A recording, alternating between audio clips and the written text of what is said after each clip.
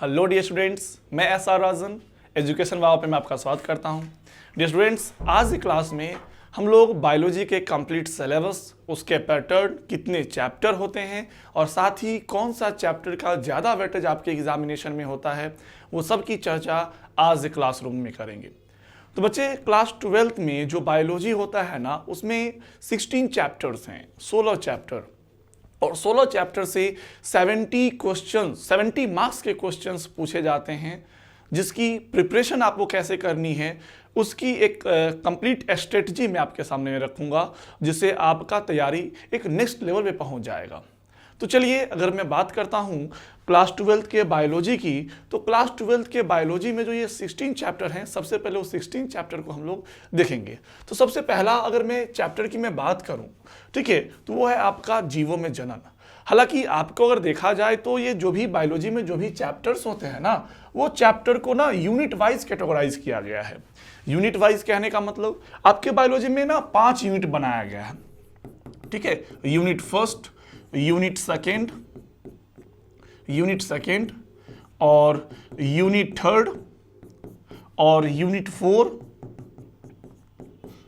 और यूनिट 5, ये 5 यूनिट बनाया गया है, जिसमें यूनिट 1 में 1 से लेकर के 4 चैप्टर को इंक्लूड करा गया है, और यूनिट 2 में 5 टू लेकर के 7 चैप्टर को इंक्लूड करा गया है। यूनिट 3 में 8 टू लेकर के 10 चैप्टर, इसमें 11 और 12 चैप्टर को रखा गया है। और यूनिट 5 में जो है, इसमें आपको 13 टू 16 नंबर चैप्टर, यानी ये 16 चैप्टर को यूनिट में क्या किया गया है, कैटेगराइज किया गया है।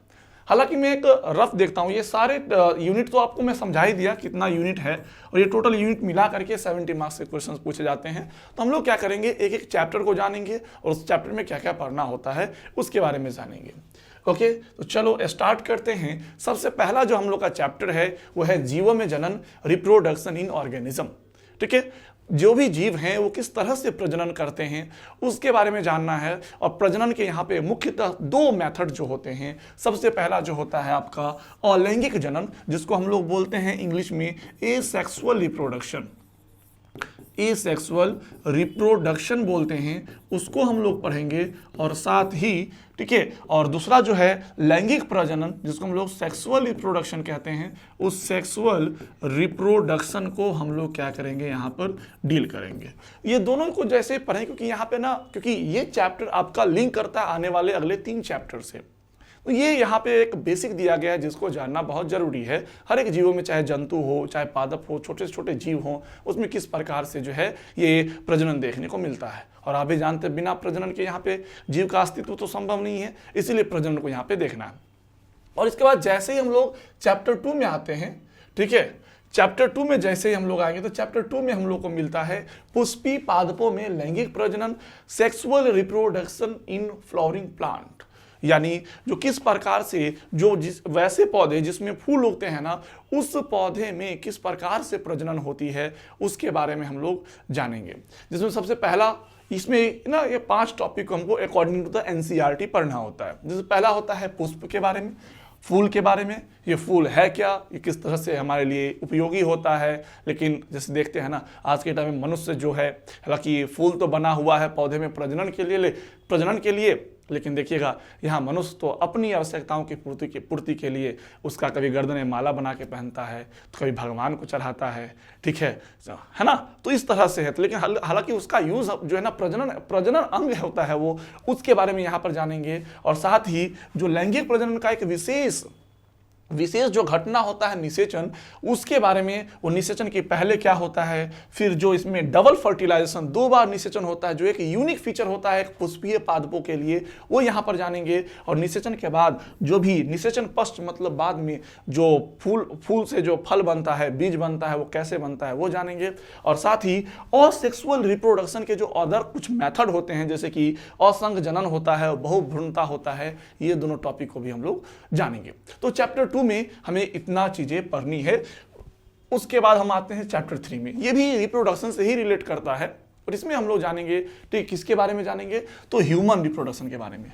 एक मनुष्य में या मानव में किस प्रकार से प्रजनन होती है ना, उसके बारे में हम लोग जानेंगे, जिसमें से सबसे पहले तो मेल रिप्रोडक्टिव सिस्टम, मानव का जो प्रजनन तंत्र जो होता है नर का, उसके बारे में। फिर मादा का प्रजनन तंत्र होता है, उसके बारे में। अगर मैं बात करूं तो ये प्रजनन तंत्र के बाद उसमें युग्मक का निर्माण किस प्रकार से होता है, उस युग्मक के बारे में जानेंगे। और साथ ही एक फीमेल में बहुत ही इंपॉर्टेंट फेनोमेना देखने को मिलता है, मेंस्ट्रुअल साइकिल, जिसको हम लोग आवर्त चक्र होते हैं, उसके बारे में। और साथ ही ये जो निषेचन होता है, इसमें भी किस प्रकार से निषेचन होगा, उसके बारे में। और साथ ही जो सहगर्भता होती है, सहगर्भता का मतलब किस तरह से गर्भ धारण करती है फीमेल, और किस तरह से प्रसव होता है और एक बच्चे का निर्माण होता है। और साथ ही माँ में जो दूध का निर्माण होता है, ये एक सीरियल में क्रमबद्ध तरीका से हम लोग क्या करेंगे, हम इस मानव प्रजनन को हम लोग पढ़ेंगे। ठीक है, तो आगे अगर हम लोग बात करें चैप्टर 4 में, तो जो 3 चैप्टर में हमने जनन के बारे में देखा था, तो जनन के लिए कोई भी मनुष्य में या कोई भी जो भी जीव हैं, उसमें किस प्रकार के स्वास्थ्य होनी चाहिए, इसीलिए यहाँ पर दिया गया है रिप्रोडक्टिव हेल्थ, जिसमें हम लोग जनन स्वास्थ्य से संबंधित जो भी समस्याएं हैं उसको निपटारा करने के लिए क्या क्या चीज़ चाहिए उसको हम देखेंगे। और साथ ही वो जो जनसंख्या विस्फोट जो होता है आज के टाइम में, क्योंकि जनन पर जैसे जैसे प्रजनन यहाँ हो रहे हैं, जनसंख्या बढ़ रहा है, और आप भी जान रहे हैं जनसंख्या से कितने प्रकार की प्रॉब्लम्स देखने को मिल रहे हैं, दिक्कतें देखने को मिल रही है। जनसंख्या बढ़ने से भूखमरी आ रहा है, पॉल्यूशन बढ़ रहा है, ये सब का एक छोटा सा यहाँ पर, और उसको किस तरह से जन्म को नियंत्रण करना है उसके बारे में। और साथ ही जो एक एबॉर्शन नाम का टर्म आप लोग कभी सुने होंगे, ठीक है, तो वही है यहाँ पे, उसी को हम लोग बायोलॉजिकल टर्म में क्या बोलते हैं, सगर्भता का चिकित्सीय समापन, यानी एमटीपी इसको शॉर्ट में बोलते हैं वो। और साथ भी सेक्सुअल डिजीज जो होता है, यानी यौन संचालित रोग, उसके बारे में। और जो आज के टाइम में जो किसी में भी नपुंसकता आती है, बंधता आती है, मेल हो चाहे फीमेल हो, वो सारे टॉपिक को हम लोग देखेंगे। तो 1 से लेकर के 4 तक ये सारा का सारा आपको दिखेगा। तो ये जो होता है आपका, ये है यूनिट फर्स्ट का ये 4 चैप्टर। हालांकि बिहार बोर्ड बोलता है ना, यहाँ से 6 मार्क्स के क्वेश्चन पूछते हैं, लेकिन यहाँ से हमेशा जो है अप्रोक्स 10 मार्क्स के क्वेश्चन हमेशा पूछा जाता है। अगर मैं बिहार बोर्ड की मैं बात करूँ तो नो डाउट वो 70 मार्क्स का क्वेश्चन पूछते हैं, 70 मार्क्स के। लेकिन जो वेटेज जो है, कुछ चैप्टर का वेटेज बहुत मजेदार रहता है, लेकिन ये पूरा यूनिट में हम चलते हैं, तो यूनिट में क्या देखने को मिलेगा, तो वो क्वेश्चन थोड़ा सा किसी में ज्यादा किसी में कम, इस तरह से होता है। ठीक है, तो चलिए अब हम आगे बढ़ते हैं। अब आते हैं सेकेंड यूनिट पे। सेकेंड यूनिट जो था, जिसमें 5 और 6 और 7 था, जिसमें हमें देखने को मिलेगा, क्या देखने को मिलता है, ठीक है, उसको हम लोग बोलते हैं जेनेटिक्स। और जेनेटिक्स में हम लोग जो लैंगिक प्रजनन जो हो रहा है, उस लैंगिक प्रजनन से जो उत्पन्न संतति हैं, वो माता पिता से कितना मिलते हैं, ठीक है, कितना उसमें भिन्नताएं हैं, कौन कौन सा गुण आया है। जैसे आप लोग देखे होंगे, बोला जाता है गांव में, अगर आपके पड़ोस में होंगे तो इसका नाक मम्मी के जैसा, इसका कान पापा के जैसा, ये सब बोलते हैं ना, वो किसके वजह से होता है बेटा, तो वो होता है जेनेटिक्स के वजह से। और उस जेनेटिक्स को यहाँ पे हम लोग उसके प्रिंसिपल को, उसके सिद्धांत को पढ़ेंगे चैप्टर 5 में। यानी वही लिखा हुआ वंशागतिता विविधता के सिद्धांत and principle of inheritance and variations के बारे में जानेंगे, जिसमें सबसे पहले इस आनुवंशिकता के सिद्धांत के लिए मेंडल आए थे। और मेंडल जब आए थे तो उन्होंने 2 क्रॉस करा था, यानी मोनोहाइब्रिड क्रॉस और डाइहाइब्रिड क्रॉस, मतलब एक जीन को लेकर के बताया था, फिर 2 जीन को लेकर के बताया था। और साथ ही किस तरह से जीवों में लिंग निर्धारण होता है उसके बारे में। और सबसे बेस्ट कॉन्सेप्ट यहाँ पर म्यूटेशन यानी उत्परिवर्तन होता है, उसको हम लोग जानेंगे। और साथ में कुछ आनुवांशिक विकार, जो माता पिता से कुछ रोग बच्चों में आ जाता है, जिसकी वजह से, ठीक है, वो बच्चे की जीवन खतरा में पड़ जाता है, या बच्चा का जो है ना कोई भी समस्या, बहुत सारे प्रकार की समस्या हो जाती है, उस विकार के बारे में हम लोग चैप्टर 5 में पढ़ेंगे। इससे आगे थोड़ा सा अगर हम बढ़ते हैं तो चैप्टर 6 आता है वंशागति के आणविक आधार। जो अभी वंशागति हुआ है, मॉलिक्यूलर बेसिस ऑफ इनहेरिटेंस, मतलब यहाँ पे क्या क्या देखने को मिलेगा, तो आप भी जानते हैं, अगर आप लोग देखे होंगे तो डीएनए बहुत बड़ा इंपॉर्टेंट फैक्टर होता है किसी के गुण को दिखाने के लिए। तो ये पूरे चैप्टर में हम लोग डीएनए और आरएनए के बारे में पढ़ेंगे। डीएनए किस तरह से वृद्धि करता है, डीएनए किस तरह से अपने जैसे नए नए डीएनए को बनाता है, जिसको प्रतिकृति या रिप्लिकेशन कहते हैं। और साथ ही इसमें बहुत सारे ऐसे टॉपिक है जिसको अगर मैं यहाँ पे बोल भी दूँ तो थोड़ा सा आपके लिए दिक्कतें हो जाएंगी। ठीक है सर, ये नया नया चीज़ क्या है बेटा, जब हम चैप्टर पढ़ेंगे तो ये सारे ये इतने टॉपिक होते हैं जिसको हमें पढ़ना होता है चैप्टर 6 में। और मैं बात करूँ इस चैप्टर 5 की, और चैप्टर 5 और चैप्टर 6 बहुत ज़्यादा वेटेज रखता है, बहुत ज़्यादा इंपॉर्टेंट होता है 12th के बायोलॉजी के बच्चों के लिए। तो ये चैप्टर दोनों जो है थोड़ा सा बड़ा भी है, कॉम्प्लेक्स भी है, लेकिन यहाँ से क्वेश्चन सब ज़्यादा अमाउंट में पूछे जाते हैं, 2 मार्क्स के हो चाहे 5 मार्क्स के हो, चाहे ऑब्जेक्टिव बहुत ज़्यादा अमाउंट में दोनों चैप्टर से पूछता है। इसके बाद अगर हम आगे बढ़ते हैं तो 7 में मिलता हम लोग को विकास, इवोल्यूशन। यहाँ इस चैप्टर बहुत ही मजेदार इंटरेस्टिंग है। यहाँ हमें देखने को मिलेगा जो जीवन की उत्पत्ति कैसे हुई, और जीवन की उत्पत्ति होने के बाद यहाँ पे जीव इतने विभिन्न प्रकार के जीव हैं वो कैसे मिला। डायग्राम भी देख सकते हैं, पहले मनुष्य कैसे हो सकता था, अब कैसे है और अभी कैसे है, ये किस तरह से विकास हुआ। विकास से जितने भी घटना है वो सारे घटना को हम लोग क्या करेंगे, यहाँ पर पढ़ेंगे हम। तो ये 3 चैप्टर 5 और 6 7 यूनिट 2 में आता है, और इसका वेटेज लगभग 18 से 20 नंबर का ये वेटेज होता है। ये सुनते चलिएगा कितना, तो 18 to 20 मार्क्स का क्या होता है, ये वेटेज देखने को मिलता है, ये 5, 6 और 7 से। और तीसरा यूनिट पे आते हैं जो ह्यूमन वेलफेयर है, मानव कल्याण की बात होती है। तो मानव कल्याण में भी 3 चैप्टर को रखा गया है, जिसमें से 8, 9 और 10 है। 8 में ये नहीं होगा, ये सॉरी थोड़ा सा गलत है, ये इसको छोड़ दीजिएगा आप लोग। तो मानव स्वास्थ्य तथा रोग की बात करते हैं, ठीक है। यहाँ पे सबसे पहले जो ह्यूमन है, तो ह्यूमन में उसका हेल्थ कैसा होना चाहिए, हेल्दी रहने के लिए कौन कौन सा स्ट्रेटजी हमें फॉलो करना चाहिए, और साथ ही जो उसमें कौन कौन से रोग उसमें होते हैं वो सारे रोग के बारे में पता करेंगे, और तो वही मानव में सामान्य रोग जो कौन कौन से हैं उसके बारे में। लेकिन कुछ ऐसे ही फैक्टर हमारे बॉडी में हैं जो रोग से लड़ता है। अक्सर आप देखे होंगे जो एंटीबायोटिक दवाई का नाम आप लोग सुनते होंगे, वो एंटीबॉडी से बना हुआ जो प्रतिरक्षा तंत्र होता है वो विकसित होता है आपके बॉडी में, उसके बारे में। और मुख्य रूप से दो डिजीज जो है, एड्स और कैंसर के बारे में बहुत ज़्यादा अमाउंट में, यहाँ बहुत ज़्यादा जो है ना एक डेप्थ नॉलेज लेना है। और साथ ही जो आज के टाइम में जो ड्रग और अल्कोहल का जो कुप्रयोग है, जो ड्रग्स, हेरोइन, ब्राउन शुगर होता है, सो जो डिफरेंट टाइप के अल्कोहल होते हैं, सो तंबाकू होते हैं, सो ये सब को यहाँ पे पढ़ना है। तो जिससे क्या है, आज के जो भी युवा जो इस सब चीज़ से ग्रसित हो रहे हैं वो किस तरह से इससे बाहर निकले, इसकी जो है ना डिमेरिट्स को जाने और बाहर निकले, एक समाज का, एक स्वस्थ समाज का निर्माण करे। क्योंकि कहा गया है युवा ही देश का भविष्य होता है, तो इसलिए इस चीज़ को यहाँ पे ऐड करा गया है। और 9 की मैं बात करता हूं, खाद्य उत्पादन में वृद्धि की कार्यनीति, यानी strategies for enhancement in food production को किस तरह से बढ़ाया जा सकता है, इसके बारे में हम लोग जानेंगे। क्योंकि आप भी जानते हैं ना, जब हमारा भारत देश आज़ाद हुआ था तो उस टाइम हमारे यहाँ, ठीक है, हमारे यहाँ भूखमरी की समस्या थी। क्योंकि यहाँ बहुत ज़्यादा अमाउंट में क्या होता था, खेती नहीं हो पाता था, ज़्यादा अनाज उपज नहीं पाते थे। लेकिन आज के टाइम में ज़मीन तो उतना ही है, जहाँ तक घट ही गया है, लेकिन तब भी हमारे यहाँ जो है ना जितने भी जनसंख्या ही बढ़ा, लेकिन तब भी अभी भी सारे के सारे लोग जो ना भूखे, आज के टाइम में कोई नहीं सो, सब लोग खाना खा के ही सोते हैं। तो कौन कौन सा स्ट्रेटजी आया जो खाद्य उत्पादन बढ़ा, पहले देखते होंगे। एक मक्का में एक ही जो भुट्टा होता था, लेकिन आज एक ही मक्का के पेड़ में 2-2 भुट्टा होता है। ये किसका बेस्ट एग्जांपल है, तो ये इनहेंसमेंट। उसके लिए कौन कौन से स्ट्रेटजी अपनाई, जैसे कि पशुपालन को बढ़ाया गया, जैसे दूध, अंडा, मछली, ये सब का उत्पादन ज़्यादा हो। फिर पादप प्रजनन, जो हाइब्रिड पादप वगैरह होते हैं वो कैसे बनाया गया। और एक यहाँ पे एक सिंगल सेल प्रोटीन है, उसको जानेंगे। और एक मस्ट वीवीआई टॉपिक जो होता है, उत्तक संवर्धन से कई एक बार क्वेश्चन चाहे 2 मार्क्स में हो चाहे 5 मार्क्स में हो पूछा गया है वो। तो ये सारे टॉपिक को हम लोग चैप्टर 9 में हम लोग डील करेंगे। उसके बाद आगे आते हैं तो अगला जो है मानव कल्याण में सूक्ष्म जीव। वैसे तो हर एक आदमी के एक मिथ बैठा रहता है, जितने भी सूक्ष्म जीव होते हैं सब मनुष्य के लिए क्या होते हैं, नुकसानदायक हैं, रोग उत्पन्न करते हैं, विभिन्न प्रकार के नुकसान करते हैं, चीज़ों को खराब कर देते हैं। लेकिन ऐसा नहीं है बेटा, ये कुछ चीज़ें जो हैं हमारे लिए हेल्पफुल भी होता है। जैसे आज के टाइम में दही खाते हैं, अगर सूक्ष्म जीव नहीं हो तो हम दही खा पाएंगे क्या? नहीं। तो कौन कौन से ऐसे सूक्ष्म जीव हैं, बैक्टीरिया हैं, फंजाई हैं, जो हमारे लिए यूजफुल है, उस सब को हम लोग देखेंगे। और कहा तो वो घरेलू उत्पाद में भी, औद्योगिक क्षेत्र में भी, वाहित मल के उपचार में, बायोगैस जो हम लोग के यहाँ जो गोबर गैस बनता है, वो सब के में कहा कैसे कैसे यूजफुल होता है, उसके बारे में यहाँ पे चर्चा करेंगे।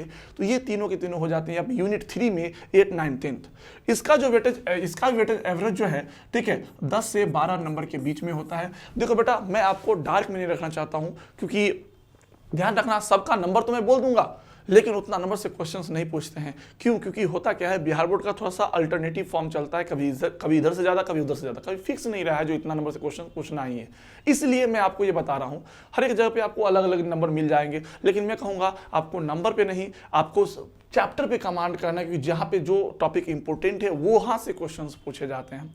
ठीक है, तो इस तरह से चल रहा है। अब आते हैं 11 चैप्टर, और 11 और 12 चैप्टर जो है ये यूनिट 4 का होता है। और यूनिट 4 में हम लोग एक नया चीज़ को यहाँ पे डेवलप हुआ देखेंगे, बायोलॉजी का नया ब्रांच, जिसको हम लोग बोलते हैं बायोटेक्नोलॉजी। क्या बोलते हैं उसको हम लोग? बायोटेक्नोलॉजी बोलते हैं। उस बायोटेक्नोलॉजी को हम लोग यहाँ पे पढ़ेंगे।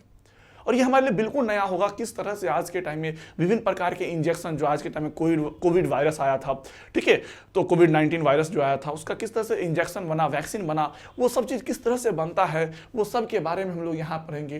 तो यहाँ पे ना सबसे पहले उसके प्रिंसिपल किस तरह से बनाया जाता है वो चीज़ें उसके बारे में जानेंगे, और 12 चैप्टर में उसका एप्लीकेशन और आज के टाइम में बायोटेक्नोलॉजी का यूज जो है हम लोग कहाँ कहाँ कर पाते हैं इसके बारे में देखेंगे। दोनों रिलेट है, छोटा चैप्टर है लेकिन यहाँ से 10 मार्क्स का क्वेश्चन जो है हर एक साल पूछा जाता है चैप्टर 11 और 12 से। ये कम टाइम में यहाँ से आप बहुत अच्छे नंबर आप उठा सकते हो। सेलेक्टेड टॉपिक देख, कम टॉपिक यहाँ पर भी है और कम ही टॉपिक यहाँ पर भी, इतना ही टॉपिक से आपको बहुत मजेदार क्वेश्चंस बनते हैं और कम टाइम में इसका वेटेज बहुत ज़्यादा है, ठीक है।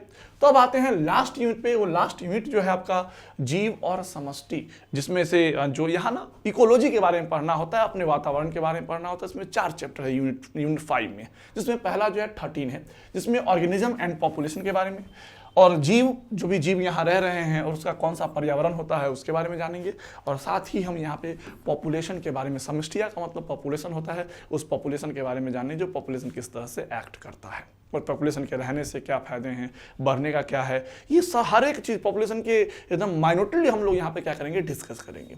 और आगे आते हैं तो जो जीव जिस पर्यावरण में रहता है उसके साथ एक सिस्टम बनाता है ना, उसी सिस्टम को कहते हैं इकोसिस्टम। और उसी इकोसिस्टम में ये सारी चीज़ें जो हैं, ये सारे टॉपिक को हमें वहाँ पे डिस्कस करना है, जिससे हमें पता चलेगा हमारे लिए इस इकोसिस्टम में कौन कौन से ऐसे जीव है जो हमारे लिए फ़ायदेमंद है, कौन कौन सा तत्व हमारे लिए फ़ायदेमंद है, वो तत्व आता कहाँ से है, ये सब चीज़ को हम लोग यहाँ पे स्टडी करेंगे पारितंत्र में। और अगला जो है जैव विविधता एवं संरक्षण। आज के टाइम में आप लोग देखते होंगे किस प्रकार से जीव, बहुत सारे ऐसे पक्षी हैं, बहुत सारे ऐसे जंतु हैं जो गायब हो गए हैं, तो उनसे बचने, उनको बचाने के लिए कौन कौन सा जो है ना संरक्षण किया जा सकता है उसके बारे में पढ़ेंगे। और इसमें भी कई एक टॉपिक हैं जो हमें देखना है, यानी बायोडाइवर्सिटी एंड कंजर्वेशन में, ठीक है। ये तो आपके चैप्टर 15 की बातें हुई। और अगला आते हैं चैप्टर 16 पे। और चैप्टर 16 में पर्यावरण के मुद्दे, और आप जानते हैं हमारे पर्यावरण का तो 2 ही मुद्दा है, एक तो पॉपुलेशन जिसके बारे में चैप्टर 13 में बात कर लिए, एक बच गया पॉल्यूशन यानी प्रदूषण, उसके बारे में यहाँ बात करें किस प्रकार से वायु प्रदूषण होता है, जल प्रदूषण होता है, उसको नियंत्रण कैसे किया जा सकता है। ये सारे टर्म को हम लोग क्या करेंगे, यहाँ पे डील करेंगे। यहाँ से टोटल जो है, ठीक है, अप्रॉक्स जो है 14 to 18 मार्क्स के क्वेश्चंस जो है यहाँ से पूछे जाते हैं पर्यावरण एवं मुद्दे से। तो टोटल एवरेज जो है आपके 17 मार्क्स के क्वेश्चंस बन जाते हैं। और तो चलिए, ये तो था आपके 16 चैप्टर तक का। तो इसके बाद ना हमको पैटर्न के बारे में जानना है, ठीक है, जो किस पैटर्न से बिहार बोर्ड आपके क्वेश्चंस पूछते हैं। तो पैटर्न जानने से पहले मैं कुछ बातें मैं आपको बताना चाह रहा हूँ। जो ये जितने भी 16 चैप्टर मैंने दिखाया, जो मैंने टॉपिक बताया, वो टॉपिक को एक कंप्लीट स्टडी के लिए, ठीक है, हम लोगों ने एक हमसफर बैच 2023-24 सेशन के लिए लाया है। क्योंकि इससे पहले भी, क्योंकि हमारा जो एजुकेशन बाबा एप्लीकेशन है वो हर एक साल हमसफर बैच लाते ही रहते हैं, जिसमें विभिन्न प्रकार के जो भी बोर्ड के बच्चे हैं उनके लिए विभिन्न प्रकार के नए नए आइडियाज़ और तरीका के साथ हम लोग उसके बोर्ड के प्रिपरेशन को एक नेक्स्ट लेवल तक पहुंचाने का हम लोग काम करते हैं। उसी में ये जो कंप्लीट फुल ईयर का कोर्स है, जिसमें आपको चाहे जो भी चीज़ आप देखो, कोई भी सब्जेक्ट से आप हैं, चाहे कोई भी सब्जेक्ट है आपका, आई थिंक अगर मैं बात करूं तो देख सकते हैं, सिंपल बायोलॉजी है, फिजिक्स है, केमिस्ट्री है, मैथ है, हर एक की, चाहे वो बोथ मीडियम, चाहे वो आपका हिंदी हो चाहे इंग्लिश हो, हर एक मीडियम के क्लासेज आपको यहाँ पर देखने को मिल जाएंगे। इसमें आपको ये बैचेज में आपको मिलेगा क्या, आपको मिलेगा बेटा पर डे लाइव क्लासेज, आपको लाइव जुड़ने का मौका मिलेगा और डायरेक्ट टीचर से आप इंटरेक्ट होकर के जो भी डाउट है उसको आप पूछ सकते हैं, जो भी बातें हैं डायरेक्ट आप टीचर से कर सकते हैं लाइव क्लास में आकर के। जब अगर आप गलती से कभी आप लाइव क्लास आप नहीं भी कर पाते हैं, कुछ काम तो भैया सबके पास होता है, काम अगर नहीं कर पा रहे हैं तो उस टाइम जो है वो लाइव क्लास आपको रिकॉर्डेड लेक्चर के रूप में वहाँ पे प्रेजेंट होगा। अब by the way class miss हो गया है तो आप उसको देख सकते हैं, ठीक है। और इतना ही नहीं, और भी चीजें हैं इसमें। जब आपके चैप्टर जो हो जाएंगे खत्म तो उसको आपको पीडीएफ नोट्स भी आपको प्रोवाइड करेंगे, और जिससे जो आपका जो है रिवीजन करना, क्योंकि नोट्स बनाने में भी थोड़ा सा दिक्कत होता है, तो ये नोट्स आपको दे देंगे तो थोड़ा सा और अट्रैक्टिव हो जाएगा आपके लिए और आसान हो जाएगी चीज़ें। इसलिए आपको हम पीडीएफ नोट भी प्रोवाइड करते हैं। और ये जो हमारा एजुकेशन वाला प्लेटफॉर्म है, यहाँ पर आपको मिलता है सेपरेट टीचर, चाहे इधर में बायोलॉजी है तो बायोलॉजी में मैं आपको मिलूंगा, और भी जो भी फैकल्टी हैं हमारे पास, तो देखिएगा वो सारे बहुत सारे फैकल्टी हमारे यहाँ हैं, जो भी चैप्टर्स जो भी सिलेबस है आपका, जो भी सब्जेक्ट हैं आपके, वो सारे सब्जेक्ट के, ठीक है, अलग अलग सेपरेट टीचर मिलेंगे जो अपने आप में क्वालिफाइड टीचर हैं, जो आपके एग्जामिनेशन को बहुत अच्छा बनाने का काम करते हैं, ठीक है। इतना ही नहीं, जब थोड़ा सा हम लोग आगे बढ़ते हैं, ठीक है, तो मिलता है इतना, इसके बाद क्या मिलेगा, तो बेटा इसके बाद हमको मिलता है टेस्ट सीरीज। क्या मिलता है? Test series. जैसे ही हमारा जो चैप्टर खत्म हो जाएगा ना, तो उस चैप्टर से हम लोग टेस्ट सीरीज करवाते हैं, जिसके माध्यम से आपका प्रैक्टिस बहुत ज़्यादा हो जाएगा। और साथ में क्योंकि आज के टाइम में ना ऑब्जेक्टिव का वेटेज ज़्यादा है, तो ऑब्जेक्टिव की तैयारी के लिए तो हम लोग और ज़्यादा हम लोग जो है ना क्वेश्चंस ऑब्जेक्टिव के लिए बहुत ज़्यादा हम लोग क्या रहते हैं, तत्पर रहते हैं, जो बच्चे का ऑब्जेक्टिव क्वेश्चंस हमने 100% क्लियर हो। तो ऑब्जेक्टिव जो होता है मार्क ग्रेसिंग होता है, जिसके बारे में पैटर्न के बारे में अभी हम आगे बताते हैं, तो बताते हैं। और साथ ही क्योंकि हम लोग यहाँ पे जो है एक बहुत ही जो है ना unique feature instant doubt solution जो है, जो मैंने यहाँ पे रखा है, जो कभी अगर आप रिवीजन कर रहे हैं, कोई भी दिक्कत आ गया हो, तो तुरंत आप लोग क्या कर सकते हैं, हम डायरेक्ट आप टीचर पे आस्क डाउट पे आप क्वेश्चन पूछ सकते हैं, जिससे तुरंत में इंस्टेंट आपको क्या मिलेगा, ठीक है, तुरंत आपको उसके जवाब मिल जाएंगे। और साथ ही इस एप्लीकेशन पे ना डेली क्यूज टेस्ट होते हैं, जिसमें हर एक चैप्टर में जो भी चैप्टर चल रहे हैं उसका रिसेंटली जो है ना 15 से 20 क्वेश्चन का डेली आपको कुछ ना कुछ क्यूज टेस्ट मिलेंगे, जिससे आपको लगेगा जो नहीं जो है ना हमने जो भी पढ़ा है उसमें से कितना % मेरी तैयारी है और कितना और रिवीजन करना चाहिए। और साथ ही जब भी आपका जो भी चैप्टर खत्म होंगे ना, उसके बाद उसका क्वेश्चन और आंसर भी हम लोग देंगे, जो स्पेशल क्वेश्चन आंसर होते हैं, सो एनसीईआरटी क्वेश्चन आंसर होते हैं, सो ये सब कुछ जो क्वेश्चन आंसर है वो भी हम आपको करवाएंगे। और साथ में ऑब्जेक्टिव तो भैया होंगे ही, लेकिन सब्जेक्टिव भी वहां पे होगा, सबका करवाएंगे।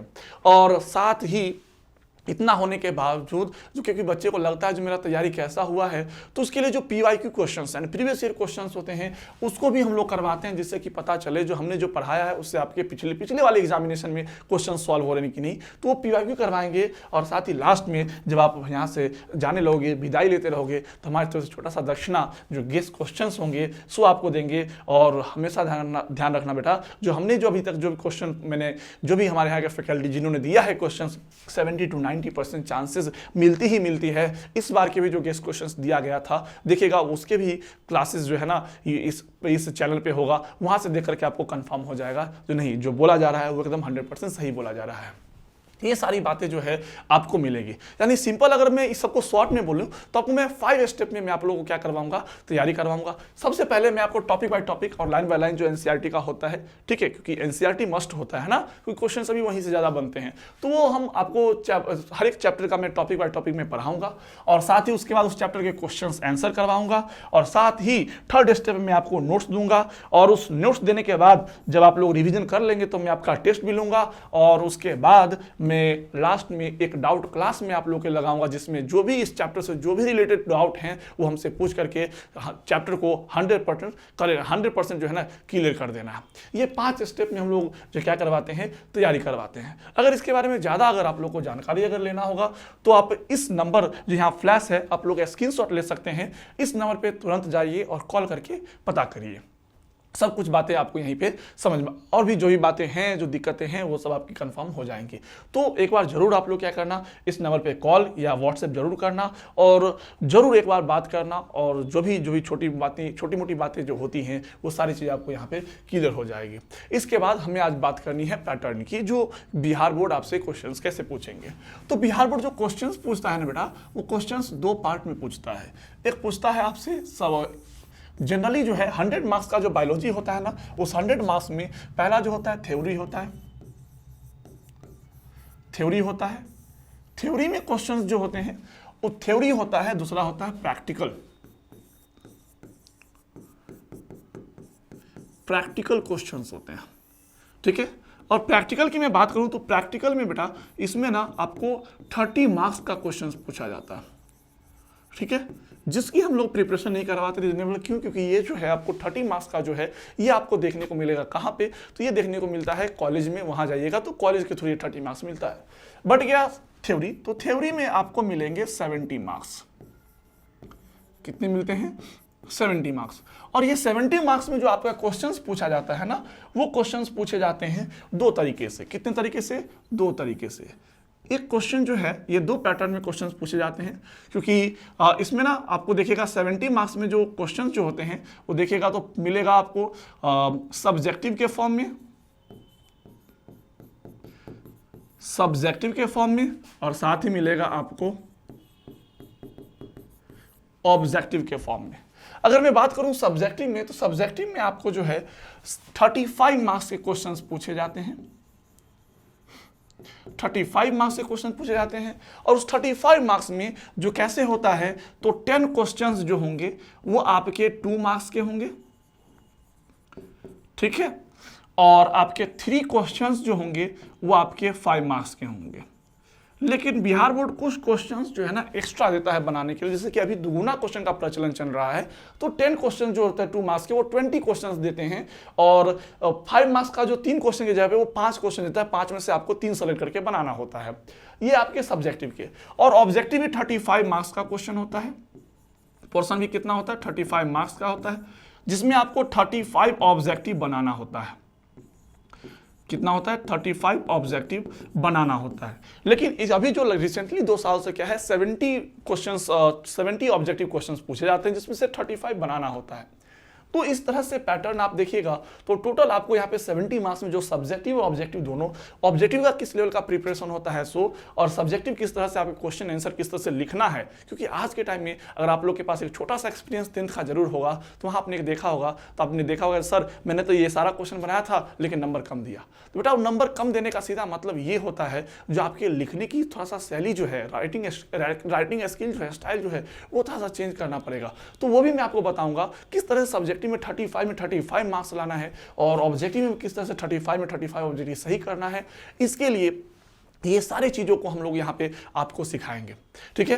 तो ये आपके पैटर्न हैं। और साथ में अगर आपको कभी अगर बात चला मन में चलेगा सर आप कौन कौन से बुक को हम पढ़े, तो मैं ना 2 बुक में आपको रेफर करूंगा। सबसे पहला आप देखो एनसीईआरटी देखो, क्योंकि अभी आज के टाइम में जो पैटर्न बदल रहा है, तो एनसीईआरटी से ज़्यादा क्वेश्चन पूछे जा रहे हैं। तो सबसे पहले सबके पास में ये एनसीईआरटी जो है, ये आप सब लोग खरीद लो और एनसीईआरटी पढ़िए, क्योंकि वहाँ से डायरेक्ट ऑब्जेक्टिव क्वेश्चंस बनते हैं, और सब्जेक्टिव क्वेश्चंस का जो लास्ट में क्वेश्चन आंसर देता है उसको ही मैं यहाँ तैयारी करवाऊंगा। और साथ ही जो हम लोग का फिर से न्यू एडिशन जो बुक जो है, वो 2014 का एडिशन बुक जो बायोलॉजी का जो है, वो हैंड बुक नोट्स जो है, जो हिंदी मीडियम में हम लोग लेके आए हैं, जो ये एक नया वर्जन है, जिसमें सारे नोट्स कितनी क्वेश्चंस यानी किस तरह से जो है ना, जो भी टॉपिक होते हैं, किस तरह से बहुत ही अपने सरल लैंग्वेज में क्या करा है मैंने इसको, ठीक है, लिख दिया है, जिससे जो टॉपिक बाय टॉपिक पढ़ के आप आसानी से इसको देख सकते हैं। ये दो बुक आपके लिए प्रेफर बस काफ़ी है, इतना आप कर लीजिएगा, ठीक है, दिक्कत नहीं है। फिर